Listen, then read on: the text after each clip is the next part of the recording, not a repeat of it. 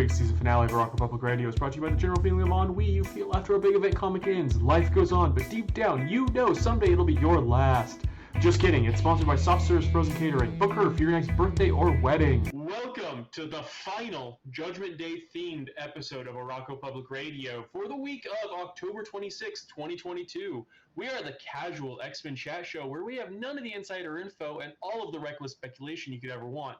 I'm Rob, and this is the guy who thinks Beast looks good in a suit, my one and only co-mega mutant, Keegan. This week, we're going to talk about Axe, Judgment Day number 6, Wolverine number 33, X-Terminators number 2, and New Mutants 31. But first, a game of Guess the X-Men event. Okay. And I think I only came up with, there's 4. So okay. Let's say if you get score 50, we'll count it as a pass. All right, I'll take it. All right.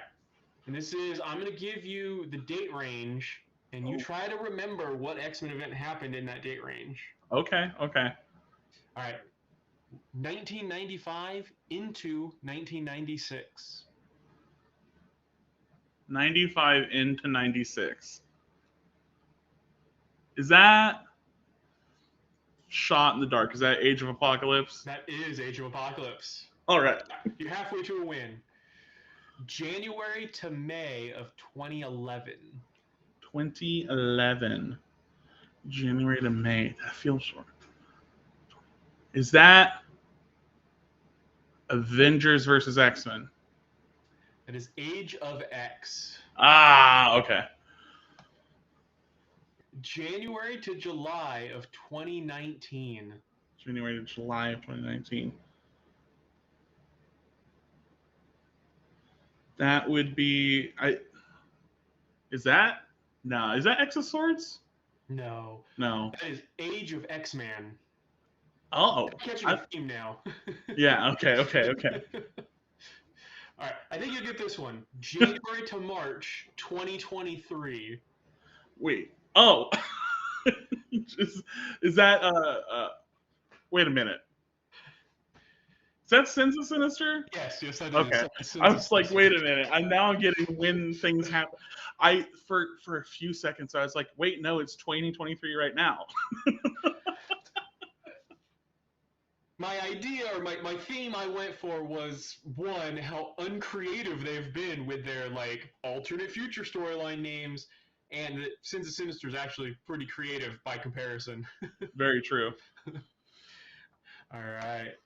Well, I switched my notes over. Do you have any exciting stories from your week? Anything fun or X-Men related to talk about? Honestly, just wrapping up Judgment Day was my big thing. Oh, you know what? This is not an ad, but I did start playing Marvel Snap, that mobile phone game. Okay, I've been ads all over the place. I don't do mobile games. I might need to check this one out. Tell me about it, though. So it's a fun deck building game. Like you build it, it's you get cards, you make a deck out of it, and then it's you play them to get power in 3 locations against your opponent. And if you have a higher power at the end of 6 turns, you win that location, and you want to win at least 2 of the 3 locations. But it's really fun because you get a ton of cards, and it's not MCU, it's like Marvel Comics. And you can build a nice upside for sure. Yeah. And so I have a deck of all mutants and right now, and my avatar, they give you an avatar at the beginning of Forge, so my avatar is Forge, and I'm just sticking with it. Nice. I wonder if it's random, or does everybody start with Forge? I think everyone starts with Forge because a lot of the players I've been playing have a Forge or a couple of others. Okay, very cool. I would definitely check the game out. Advertising works. It's fun. I don't feel pressured to spend money. That's a big upside for sure. So when you say a deck builder, is this in each game you're building a deck, or it's a true deck builder where you have your deck of cards, you build a deck before you go into a match? It's more akin to a Magic the Gathering or Yu-Gi-Oh kind of thing where you have a deck and then you take that into the match. But there's a lot. I have 4 decks built right now. No, that sounds legit. I've been super into Slay the Spire, so my mind went there first, but that's totally different kind of. I get it. I'm a very big Inscription fan, so. Okay, yeah. You want to do Judgment Day first, obviously, I suppose? Let's do it. All right.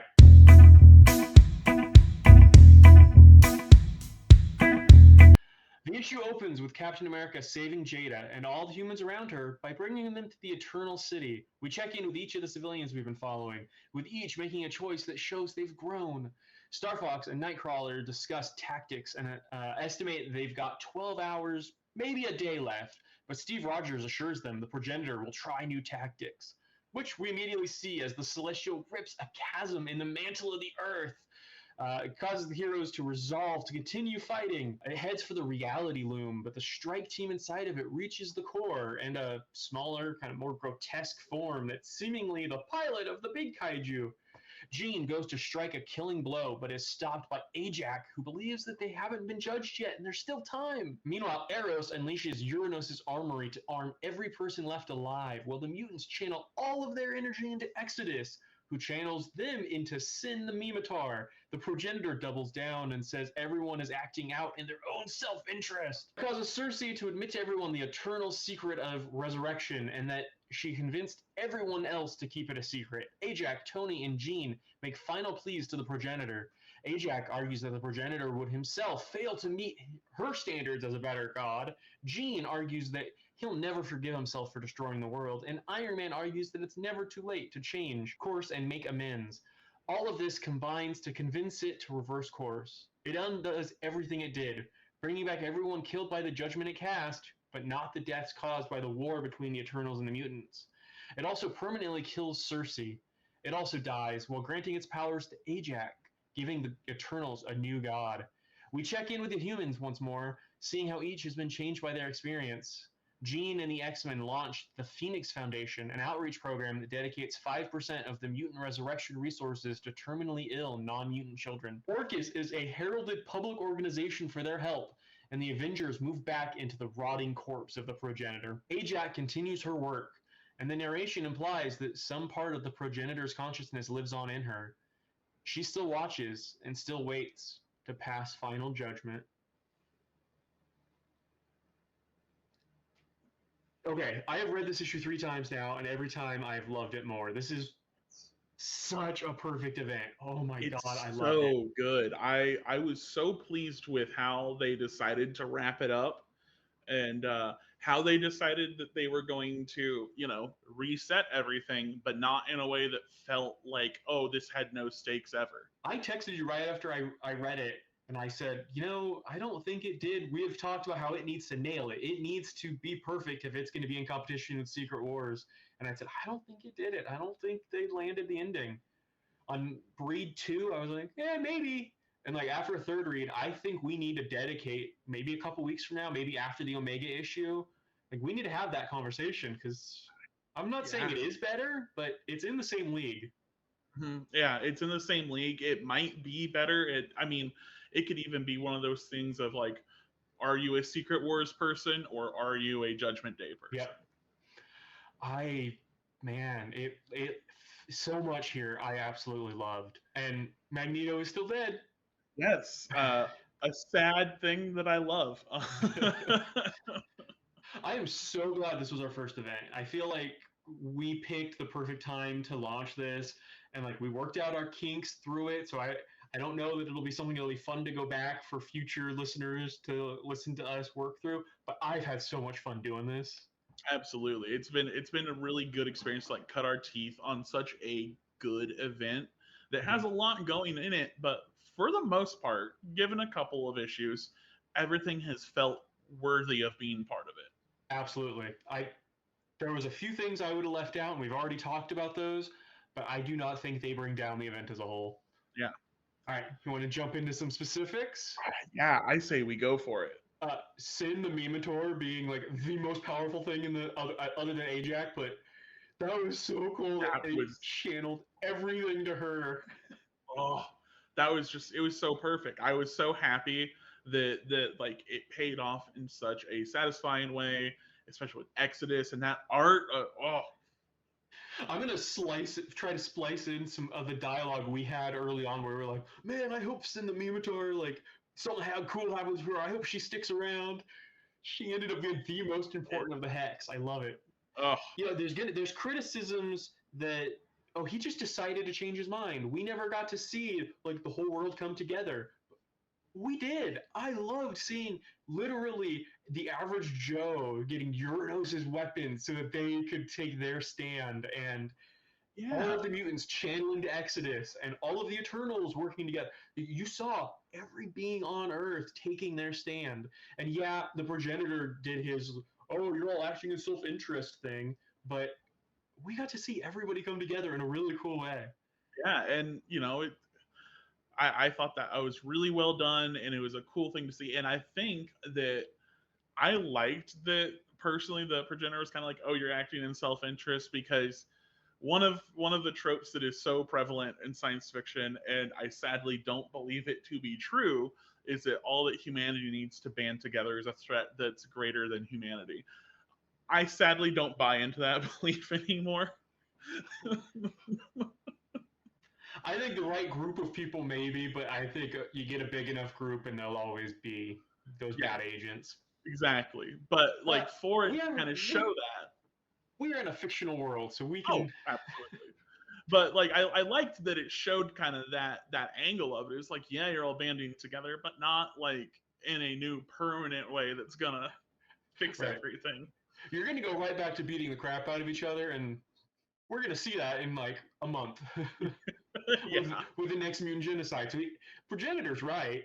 exactly. I thought the humans throughout were a really nice stand-in for the reader. I loved my theory that each one was going to die and that they were correlated on the introduction page, and that's not the way they went with it. But following them throughout the event was a really cool way of showing, like you were saying, the range of reactions that would happen in the real world.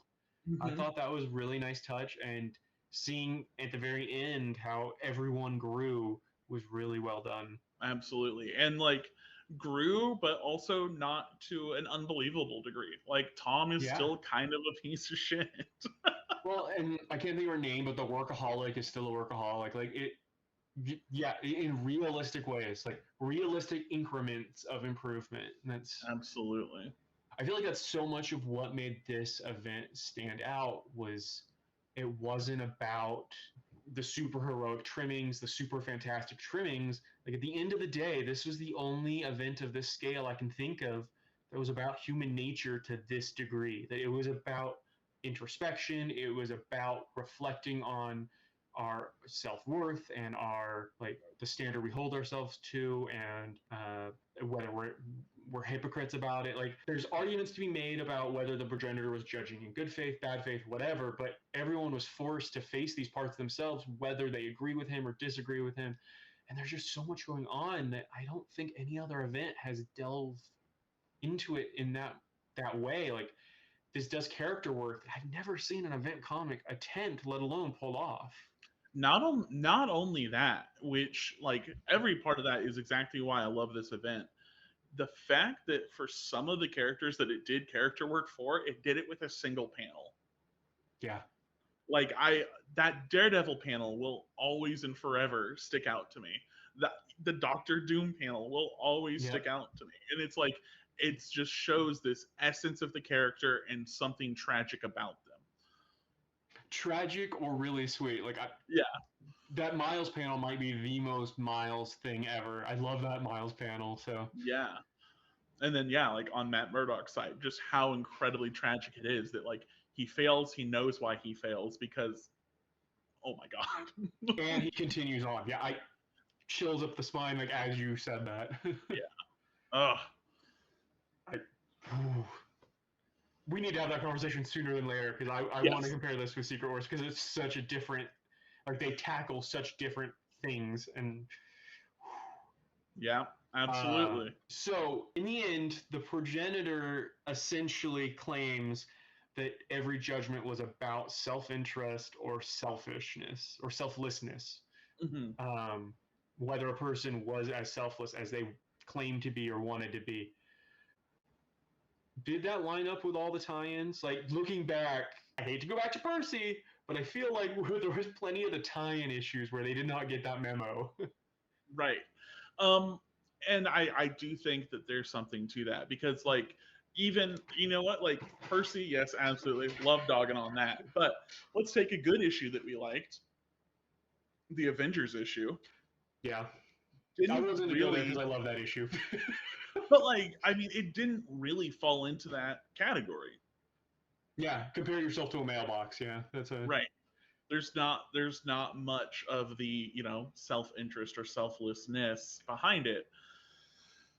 well. And I think that to an extent goes back to that brain trust of Cy Spurrier, Kieran Gillen, and Al Ewing that is going to make Sins of Sinister so exciting that they're the only ones touching that. Because I have a feeling that it wasn't anything on the writers of the tie-ins except for Percy. But I Of don't think it course. was on the other writers necessarily. I assume that it's a situation where, as the spearhead of the event, like Kieran Gillen can't just go telling everybody the ending. Right. That's how leaks happen. Yeah, they're writing these issues back in February. He has to paint with a broad brush, even in explaining to other writers, and thus something that doesn't get revealed till the end, like that, might have slipped through the cracks a little. Which is why it's so impressive that stuff like I feel like X-Men Red. I was thinking about every Judgment we saw there, and like clearly Ewing was in on the final message. His stuff all lined up with it. The stuff in Legion all lined up with it. Going back to that conversation we had last week, it makes it really interesting to think about like what issues make the trade, the collection, what issues count as the core story. Yeah. Like, I don't see the Fantastic Four issues making it. No, they're probably not even gonna make the omnibus. Yeah. They're unrelated, honestly. And like, that's, you know, honestly, like, reading the both of them, like, it made a fun enough story that like allows them to usher in the new run of Fantastic Four, and that's fine. But it definitely didn't need the Judgment Day banner. Include them in the Dan Slott omnibus for Yeah. stick them there. Don't stick them with the axe. Arakko gets an hour of Uranos. I think I might have left that out of my summary there, but in there making the alliance at the end of the Eternals and the Mutants saying like, hey, we are united forever. Like you might have deviant DNA, but at the end of the day, like we are one and the same. They also hand Arakko the keys to Uranos for 1 hour, basically as like we got you he took you out for an hour, so you get to take out an enemy later on for an hour. Yeah. That is such an enticing plot to dangle in front of us. Oh yeah. I'm like wondering how and when that's going to come into play. Like I assume it has to be in the battle against Orcus. Like maybe when Genesis comes back, it ties into that somehow. But I think the much more likely scenario is it's got something to do with the Orcus fight. Mm-hmm. But man, I want to see it. It's so exciting. Yeah, the just seeing how well done the destruction that Uranos did on Arakko was in the first place. It was an interesting choice. I get why they did it, to have Storm the one to receive it, because she's not in charge of Arakko anymore. Yeah. And I'm assuming it's because they wanted to make sure it was someone identifiable to people just reading the event. So she was there representing Arakko. But it would have been nice to see Lodos, however it's pronounced, whichever order his names are in. Would have been cool to have seen him there, because I'm really digging what they're doing with him as the new leader. I agree completely, and like you're saying, I understand the, for lack of a better term, marketability of it being Storm instead of Lodos, because like if you are just reading the books that say Judgment Day on them, you're gonna be like, who is this guy? Yeah. So on that Mutant Eternal Alliance, how much do we think that's going to play into anything? Like, it's hard to tell how long we're going to be following the Eternals going forward. Yeah. I don't know. Like, maybe it'll play in, like, because like I don't see it playing in any of the Sins of Sinister stuff. You know, like I don't see that being it. Yeah. So maybe Fall of X. I want to know what Gillen is going to be doing after Sins of Sinister, because I'm assuming Fall of X is mostly going to be on Keegan's side of the X-Men. Maybe not. Maybe it's going to be more of the whole team, but it really seems like Dugan's steering that ship. Mm-hmm. And Gillen has said he's done with the Eternals after the Omega issue. That actually in his original plotting, this was going to be basically just an X-Men Eternals crossover, and then the Omega issue was the last story he wanted to tell with the Eternals. He was leaving the Eternals completely after that. And so it makes me really curious, one, if anybody else would pick up this plot thread, or if the Eternals are just going to go dormant for 5 years again. and B, like where that will tie in, whether he's going to be involved in Fall of X, if his Immortal X-Men is going a whole different route after Sins of Sinister. I have no idea where we're headed, but he introduced some cool concepts there. Like Ajax as a god can't just be left unattended forever. It's like, oh, okay, we'll forget about that now for a good 5 years. Yeah. It's a little scary. Ajax is definitely a psychopath. Like it has been portrayed that way throughout Marvel history. So Yeah. she was given a little more humanity under Kieran Gillen, but it's still scary to put her in charge. Everyone loves an omnipotent zealot. Yeah. Maybe someone else, maybe an Al Ewing is gonna pick up the Eternals reins and explore that fully. Ooh. Or if we're talking a zealot, maybe Cy Spurrier can run with it. Ooh. Seems like he's moving out of doing more Big Two stuff, but that would be fun. That would be very fun. Orcus being the good guy. Yeah, and I feel like if anything was undershown to us, I feel like more than he just changed his mind. I feel like that's what was undershown to us. Mm-hmm. We were shown in Legion and I think it was Legion last week. It was Immortal last week. We saw him recruit Orcus, and then in this issue we find out that Orcus has got a lot of credit for what they did, but I kind of feel like we weren't really shown Orcus doing anything to help, really, were we? Right. I mean, not particularly. I'll have to go back and look. Maybe I missed something, but no, I don't know what exactly Orcus did. I think we're told they helped hack the planet, but yeah, which I mean, I guess that makes sense because machinery.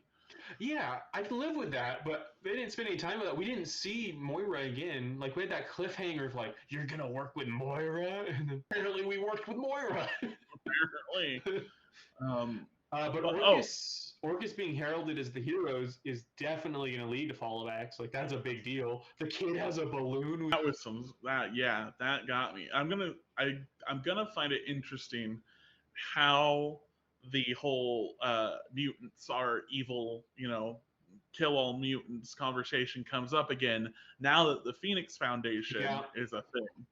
Once you start saying, hey, we're going to spend 5% of our resource, it's going to turn into the Make a Not Dead Kid Wish Foundation, like Make a Kid Not Dead Wish Foundation. And I could definitely see it having the opposite effect that Jean and Cyclops want it to. That instead of creating goodwill, it creates why is this politician's kid the one that's getting saved? Why are you only saving from first world countries? Why are you I assume that's the route they're going to go. Maybe not, but that's the opening I see for this backfiring on them. And instead, Orcus getting more fuel for their fire of like, look at this. They think they're the gods who get to choose which humans get saved and which don't, which would not be a fair, but that would be an accurate representation of how I feel like it would get spun in real world propaganda for sure. Yeah, everyone being like, who died and made you God? And they go, well, the progenitor. The god that we killed and then made Ajax a new. Really different definitions of those, or different uses of those sayings in their world. Yeah, honestly. But yeah, it's gonna be really interesting seeing how the pieces move forward. Like the toy box has gotten more interesting. Can I make a proposal to you? Yes. Can Eros become a main player in Legion of X? Oh, I like that. I really like his dynamic with Nightcrawler. Yeah. That's the book that explores religion and mental stuff, and it just seems like he'd be a great fit there. He's stepped down from being in charge. He's no longer Prime Eternal. We might not be playing with the rest of the Eternals for a while. Cersei's dead, who's the only other Eternal I really care about. So true. I think he's earned a spot in my heart. Yeah, that would be great. And honestly, like if that's how they want to move forward with the Eternals and X-Men and just like have Eternals pop up in X books every once in a while, I'd be down with that. I think that would be great. I think that's the best use of them for now. Yeah. Here's one for you. I assume it's going to be dealt with in the Omega issue because I think he's literally on the cover. But what are we doing with the Eternals resurrection protocols going forward? Because Icarus is still dead, right? Right. Great question. We Because they see. aren't backed up. Oh, I'm not even going there. Like, if they rebuild the engines, though, now that everyone knows about it, can they just keep going and revive them while at the cost of a human life? Editor's note: it totally dawned on me after recording that What Icarus was brought back with everybody else, but my bad. what makes the human life a human life? Is it the soul? No, I don't know. I don't know that they ever got into that because Because could yeah, the five just make a make a bunch of husk. husks and somehow they hack the protocol so that the husk is taken for Eternal to be reborn? I could see that because yeah, as of now it's random, so but Ajax is in charge now, or could Ajax just hand wave it and just be like, that rule is no longer a rule? Yeah, like you would think that they could, but I mean it's Ajax, so zealotry gonna zealot, but Maybe that's the entire premise of the Omega issue, and we're just speculating a month early. But is the Omega issue next month? I think it's sometime in November. I guess we're by the time this comes out, it'll probably be November 1st. I might get it up tomorrow. It'll probably be November 1st, so maybe it's this month. But yeah, we've got a few weeks. It's not a right away thing. Damn. Yeah, I mean it'll be interesting though. Honestly, I don't usually count Omega issues as part of the event, anyways. Usually they're very epilogue-y and bridges to the next event. So I assume it'll have more to do with Sense of Sinister than it'll have to do with this. But maybe not. If it's his last Eternals issue, this might be a totally different ballpark. Yeah. I mean, it could even be that this is how he got to finish his Eternals run, and it's not actually part of the event, but it was the only way to get it written.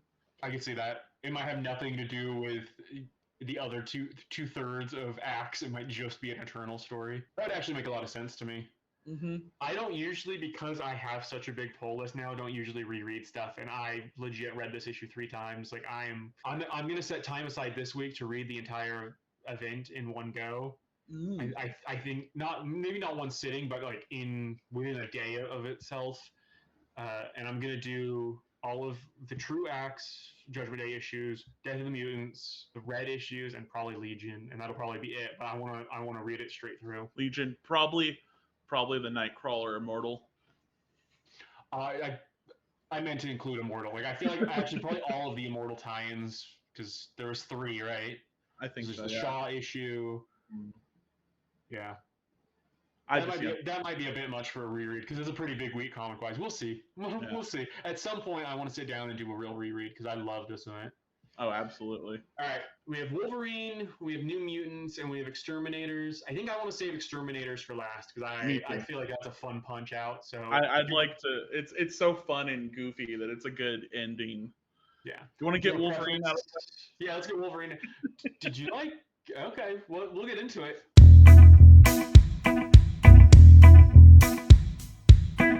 Wolverine 26. In what has become a trend, the issue opens with Percy trying to give Wolverine some introspective monologue as he reflects on little glimpses of normalcy in the face of war. Then we see Logan's CIA buddy Jeff Bannister take his lunch in the park. He hits on a woman who reminds him of his dead wife. Her name is Lacey Shug. She leaves behind a magazine she was reading and he decides to flip through it to learn more about her. Wolverine visits Jeff and his daughter in their yard, and when he gets called away by Beast, he gifts the daughter Deadpool's severed finger so that they have access to the Krakoan gates. X-Force is training to take on Truant's Cover and Blackmore's Pirates from like 3 story arcs ago, and Wolverine rightfully calls Beast out for wanting to attack when they haven't committed any crimes yet. Wolverine seemingly quits X-Force, or at the very least, he tells Beast not to call him. A Bannister uses the magazine left behind to deduce the next Legacy House auction through like a cryptic ad in the back, and takes Wolverine into the field to take down the organization. Egad, it was a trap! And Lacey was the merchant in disguise all along. They take Jeff and Wolverine hostage and immediately start an auction, starting with Wolverine's severed ear. Was that his eye? There was another body part that I couldn't tell what it was supposed to be. But then a voice makes a proposal. How much does he have to bid to kill Wolverine? And the voice is revealed to be Beast. Dun dun dun. So I gotta say I am super like hit or miss on this issue. There's parts of it that I thought I loved the reveal that she was the creepy old man. Like that part was hilarious. The character, the CIA guy, Jeff Bannister, he's the best thing Percy's created in this. Like I really love the idea that Logan has a CIA contact that's just his buddy. Like, that part's really cool. Overall, the issue was really dumb though. Did you notice Lacey Shug was an anagram for Legacy House? Like, No. I don't understand. Like, I feel like Percy's trying to be like a, do you get it? Do you get the inside baseball?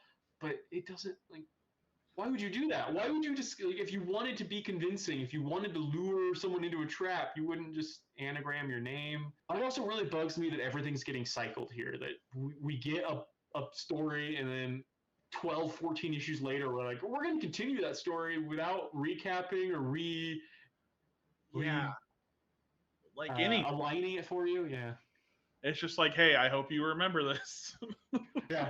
I remember the Legacy House stuff. I had to remind myself the whole deal with the pirates. Like that I had to go back. I think it's really, really irresponsible just to be handing out Deadpool fingers to little girls. Like, we do see why that's a problem and why, like, the whole issue with Kraven happened. Right. I also, like, how much DNA do you need to get in through the gate? It's like all you need is a finger. And like a finger can bring you all the way through. Like, I don't know. I don't know that the math is mathing for me. Yeah. But also, like, as evil as Beast is, as much as I hate this evil Beast, and we're gonna get into Beast, doesn't Wolverine just handing out fingers kind of prove Beast's whole point about no one cares about security? Right. Like, he's what's the line from Falcon and Winter Soldier? He's out of line, but he's not wrong. Yeah. So there's this internet theory floating around that this isn't the real Beast, that he got replaced at some point because he's been getting so dark, and they're just drawing him more and more grotesque between the eye patch and the, like, he's just getting more and more just disgusting. Like in that suit, he just looked absolutely filthy. Like he looked mangy. There's just horrifying. Because that's also just the arc he's on, is just that as he gets more and more obsessive and more deranged, that he's letting hygiene go and all that stuff. But it's an interesting thought, because if that's not it, how do they eventually redeem him? Right. Like, where is the good ending for Beast? Well, because we know that, like, he's been on this downward spiral for at least 10 years, but eventually the law of toys back in the playbox, like, he used to be the happiest, he used to be the friendliest X-Man, and someday we're going to get that version of him again. And I don't know how you get to that point. You stretch the rubber band to the point where I don't know, like, where we're going. In a less extreme way, it's not all that dissimilar to, like, you can't have Magneto be a villain again, right? Because, like, his character has been recontextualized to such a point. So it's just like, how do you turn Beast hero again at this point? I don't know. Like, yeah, because, like, here's the thing. I'm looking right now at this picture of Beast in the suit. The suit, the last page, yeah. Yeah, the first thing that comes to my mind is that he, like, gives off Oswald Cobblepot vibes. Yeah, that's like a blue furry Oswald Cobblepot. Yeah, and I'm really scared that this isn't us finally moving on that plot. That it's gonna be Percy having him be the one that gets Wolverine out of a sticky situation, and so Wolverine puts his guard down about what an asshole he's turned, and we just kick the story down the road. I want to see him, like, I know we've been talking about with Abigail Brand, and we're finally getting it there, but I want to see this plot move forward. I want to see Beast confronted by somebody. Yeah. Who's it gonna be? I mean, at this point, I think it's gonna be Wolverine. I hope I'm wrong. I hope this arc, but I stand by, though. The best part was the reveal that Bannister had been flirting with the creepy old man. Like, that was pretty funny. Yeah, no, that was good. And I like Bannister. Bannister is fun. I I'd love to see him stick. Like, if they keep anything from this 60+ issues Percy's writing between X-Force and Wolverine, keep Bannister. Keep that guy. I like him. Absolutely. New Mutants? New Mutant.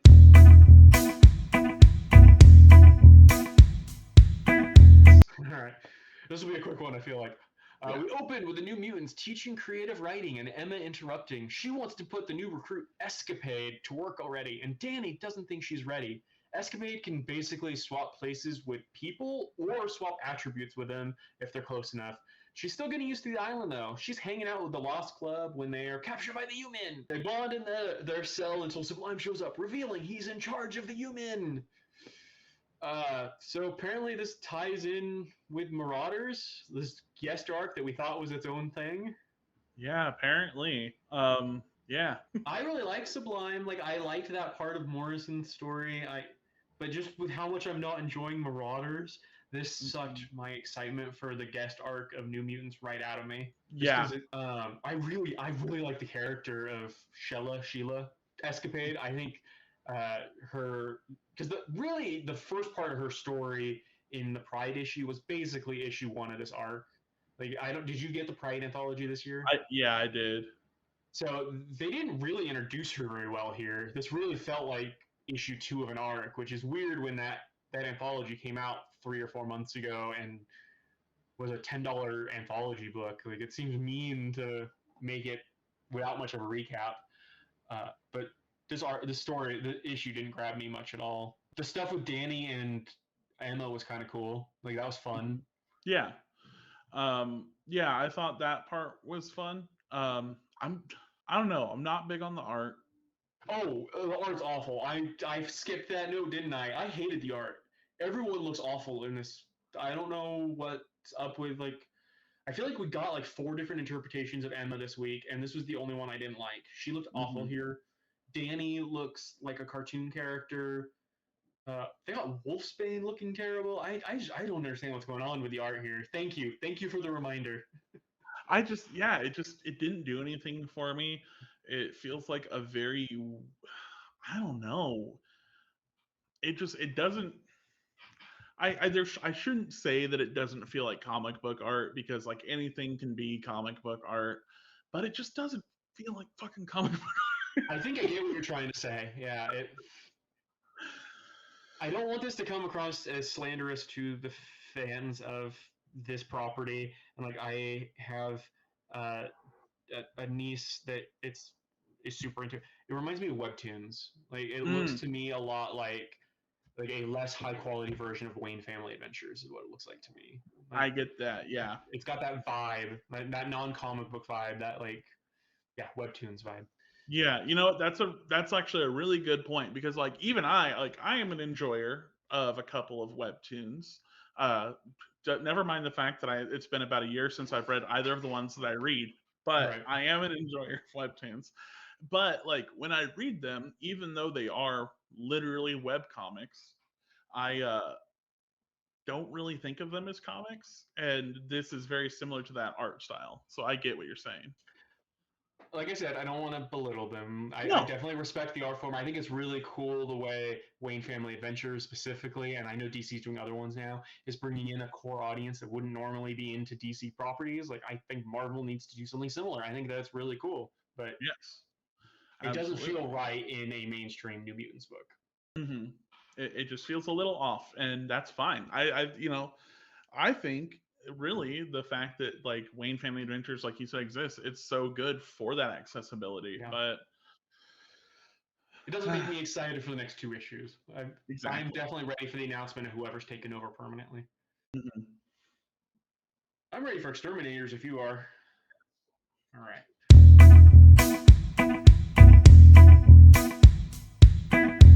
X-Terminators number 2, picking up from the cliffhanger of issue 1. Laura's actually really excited to see Jubilee, Boom Boom, and Dazzler, to no one's surprise, but it was a cute reveal. Laura reveals that she was ambushed and has been cleaning house in the arena for a while already.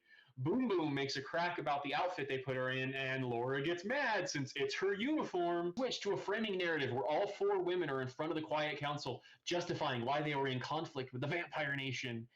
Then we go back to their story where they reveal the crowd started booing when they didn't fight. So Jubilee suggested they fake it like a WWE match. They have a fun time fake beating the snot out of each other. We then see Alex, the vampire who dumped Dazzler to kick off the series and then capture everybody, is Zerus's son and Dracula's grandson. Zerus and Alex get into a fight about him playing with his food, which causes him to enable the next phase of his game. A large maze of mirrors pops up around them, and when they make eye contact with their reflection, an evil doppelganger climbs out of the mirror. They get their butts kicked for a while with like multiple copies of themselves coming out of different areas until they figure out blindfolds would keep them from seeing their reflections and making new doppelgangers. Once they're blindfolded, though, the vampires descend on the maze. So yeah, this is just the single most fun comic like out there. Like not the best, but the most fun by far. Oh, absolutely. It's so goofy in a good way. Well, and it might be the single most stylish X book ever. Like, It just pops with youthful energy and fun and style. Like I don't even know how to describe it. Like I'm an old white cis guy. Like I can't really describe what's so stylish and sexy about it, but it's stylish and sexy. Yeah, it's very vibrant and just it. I don't know how to say it. It's a good time.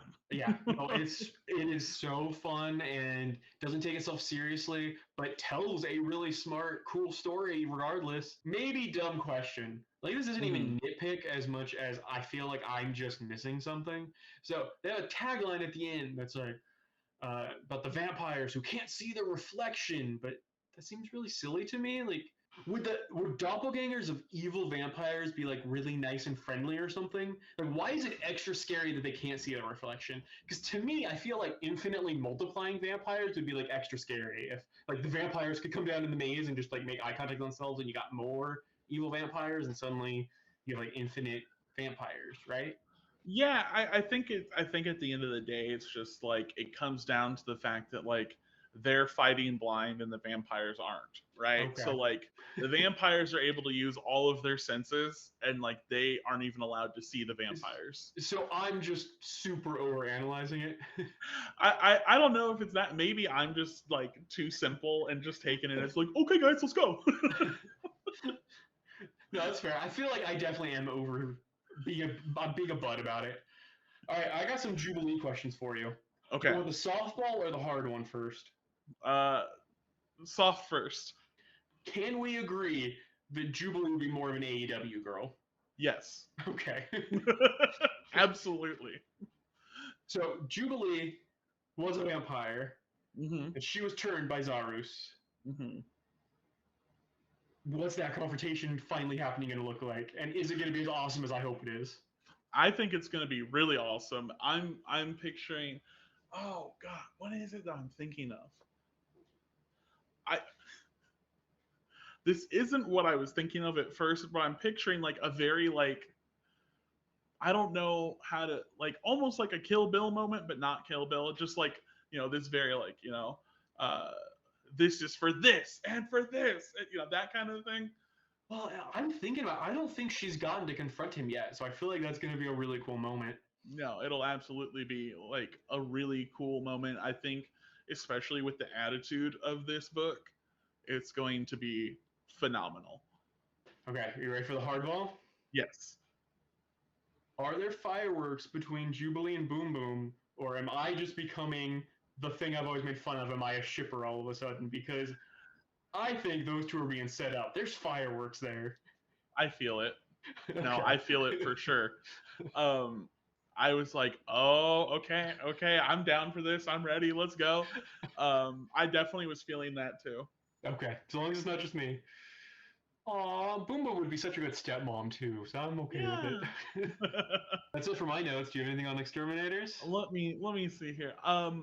Honestly, it's such a fun book, and I'm really loving like all of the dialogue and stuff. It feels like an over the top fun action movie in the best way. This was the most fitting art for Leah Williams writing I've ever seen. Like I want I want this creative duo to get to keep going. Whether they keep writing these guys or if they, like we talked about before, move between different groups of characters, that art brings out her writing so well. Yeah, absolutely. Man, I'm trying to think of an example of a movie that I like from this genre that I'm thinking of. And unfortunately, I can only think of a movie that I hate from this genre, but I know that I love movies from this genre, and it's really killing me. Uh, the movie that I hate from this genre is Bullet Train that just came out this year. Okay. Hated that movie. Waste of time. But it's that like over the top action, really goofy, tongue in cheek, like Kind of Smoking Aces. Kind of modern grindhouse kind of stuff. Yeah. It's just fun, you know. Absolutely. And I think they nailed that. One line that had me like cackling to the point where I like took a picture of it and sent it to my non-comic friends was the what was it? It was like, oh, this is definitely meth behavior. Yes, that was so great. Like I was cackling at that. No, the dialogue throughout this was amazing. I'm kind of curious why they were like literally shackled in front of the Quiet Council. Like that makes me think the stakes are gonna get high. Like, do they straight up like kill Dracula or something? they might kill Dracula, which like I'm ready for. Like they cross some people if Xavier literally has them in shackles, especially Laura, considering how important she's been lately. All right, question of the week. Yes.